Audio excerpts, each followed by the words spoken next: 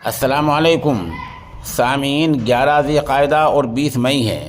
خبر کا عنوان ہے مدرسے کے طالب علم کی لاش ملی، انا للہ و انا الیہ راجعون۔ یہ واقعہ مغربی اتر پردیش کے مشہور دینی ادارہ ناشر العلوم پانڈولوی سے وابستہ ہے۔ وہیں سے حضرت مولانا مفتی محمد آصف صاحب دامت برکاتہم ہمارے رابطے میں ہیں۔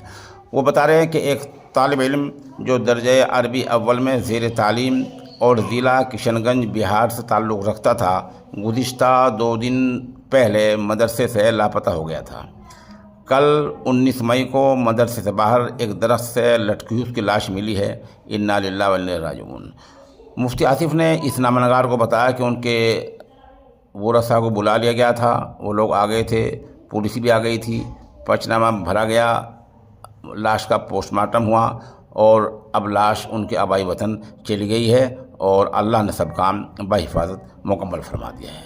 مفتی آصف نے آگے لکھا ہے، دعا فرمائیں اللہ سبحانہ وتعالیٰ اس طالب علم کو اپنی شان مغفرت کاملہ سے نوازے، مغفرت فرمائیں، شہید کا درجہ عطا فرمائیں اور اس کی سیئات کو حسنات سے مبدل فرمائیں، پسماندگان متعلقین محبین کو صبر جمیل عطا فرمائیں، جامعہ کو شریروں کے شر سے جامعہ کی شریروں کی شرارت سے حفاظت فرمائیں، آمین ثم آمین۔